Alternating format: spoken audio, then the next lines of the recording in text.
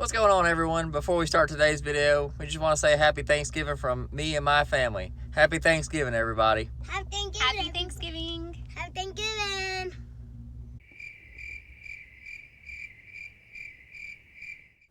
What's going on, guys? Another video here, and we're going to continue our teardown of our Honda Prelude for rear-wheel drive. So, I've been working a little bit off camera this morning. It helps me get things done a lot quicker, having to set up tripods, set up mics, set up audio, and sometimes just a little peaceful and relaxing, just work on the car, just the outdoors, no sounds, no nothing going on. So we got a lot of progress done, so let me show you here. So here's what it was before, here's what it is now. We ended up getting the head off along with the intake manifold, and we got a lot of wiring on. This thing is pretty much ready to come out. The only issue I have with that is, for one, the car is sitting in the wrong direction. I need it to face that way. So with that being said, the issue, and this is just because it's a front wheel drive car, is this drive shaft here is attached to the transmission on this side and on the driver's side. And my plan was to just drop this engine and transmission down and just let it fall and drag it out with a floor jack. But that doesn't seem to be the solution for right now. So today, what I want to do is I'm going to put the wheel and tire back on both sides, and we're going to head to the store and grab some center blocks. I want to get this thing up a little higher too. And what I'm going to do is drop it down off of those jack stands, and we're going to flip this car around, put it on a couple center blocks, get it up a little higher. That way we can start working on the underside, and I can start taking this suspension apart and everything like that, so I can go ahead and drop the motor out of it. If you guys didn't see my last video, Max Cotton, and I'll put his information in the description below, go check out his channel. He's a professional drifter in Britain. He asked the question of what motor we're putting in this thing. And I was wanting to save that for a surprise, maybe. Maybe go ahead and do a little quick engine reveal video like some people do. But, he asked, so we went ahead and told him. But what we're putting in here is the motor out of a S2000. So that is a rear-wheel drive conversion we're doing. The S2000 motor is obviously a Honda motor, so it stays true to the Honda theme. But when Honda made these third-gen Preludes, they actually, and you can kind of see it right here, they had to tilt the block back 18 degrees just to get it to fit with the streamlined hood. So swapping these cars out, it tends to be a little bit of trouble just because of the height. Now, if I had the wheel on here, I could show you, but between the wheel, this is all you got right here. It probably good 2 inches right in the center of the wheel. You got plenty of wheel well to work with, but not a lot of height from the hood line. But from 2004 to 2009, when the S2000 was discontinued, they made the F22C. It was the F20C in the AP1s, and then it went to the F22 in the AP2s. And doing some dimension checking, doing some research online, it showed that the height of the F22C from 2004 to 2009 was actually 2 inches smaller in height than the B21 that's in there. And also, with it being a horizontal layout for front wheel drive in this vehicle, seeing it goes this way, the F22 will actually face vertically because it's rear wheel drive, so the transmission has to go through the back drive shaft, back to the differential, back to the drive wheels. So height wise, the F22 will work. Width wise, we have plenty of room in here to work with, and length wise, we have plenty of room to work with. We actually may be able to keep the battery in the engine bay. I was doing a little bit of research about moving it to the trunk like some people do, maybe behind in kind of where the passengers would sit. Didn't really want to do that because the fuel tank on this thing actually sits, it'll sit right in the way. Not sure if you guys can see it there.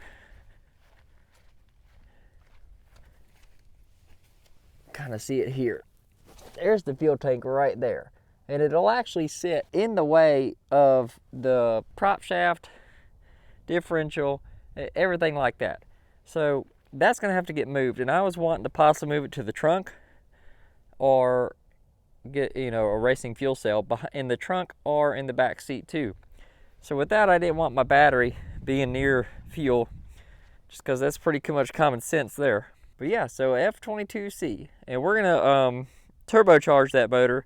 So the old stock battery location of right here will actually probably be in the way, because the turbo manifold on the S2000 will come kind of right here, and it'll have the turbocharger mounted right here. So it'll be a little bit tough getting the battery back in the actual stock location. Another thing, and you guys please comment down below what you think, I definitely want to keep these pop-up headlights. I definitely do. And the motors for them there's individual motors for each side. They sit right here tucked away in the corner. And if you unbolt these things to move them, there's a little bar right here. This bar right here goes all the way back into here. When you unbolt that motor, this thing will end up collapsing off this bar.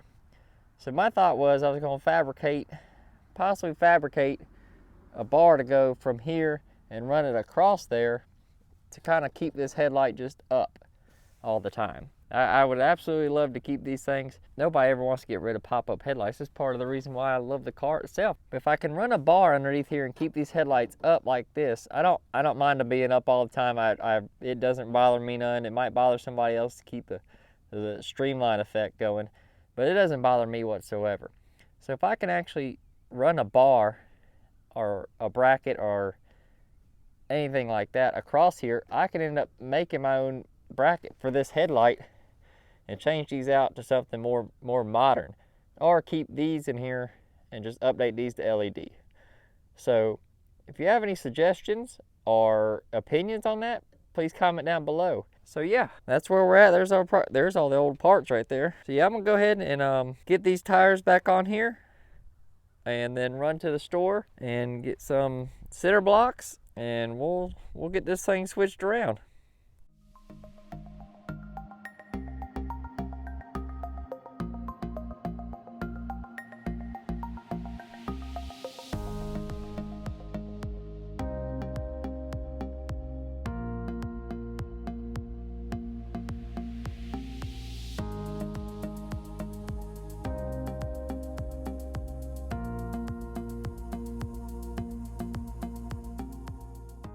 Before you go on any journey though, you gotta pop one of these.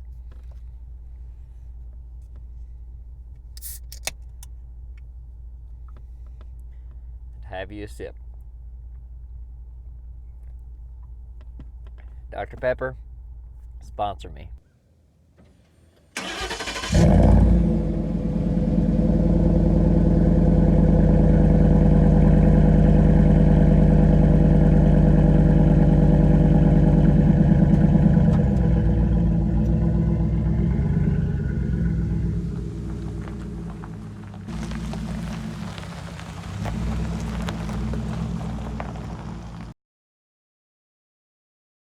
All right, guys, we're back from the store.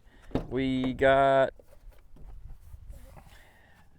4 center blocks. So I'm gonna go ahead and put you guys on a tripod again, and we'll get the car jacked up, get the old jack stands out from underneath it, and then we're gonna hook the chain up to the truck and spin it around. Let's go.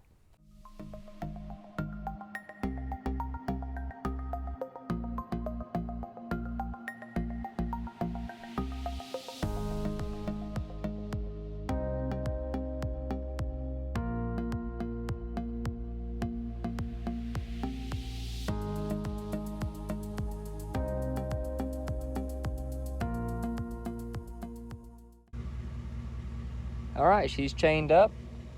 This isn't the most ideal way to move a car around, but with flat tires, no one else around, This is the way it's got to be done right here.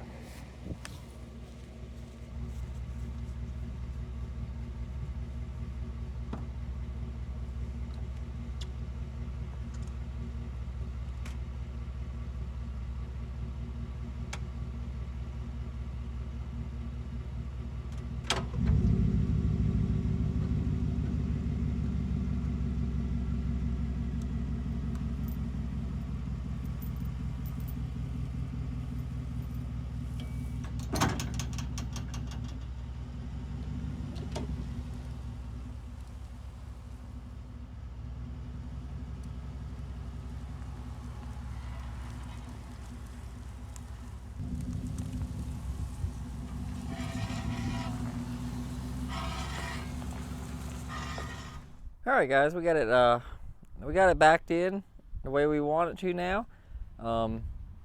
Being and working on the ground here kind of sucks as far as lifting goes, because you ain't got much room for error before things start getting a little fishy.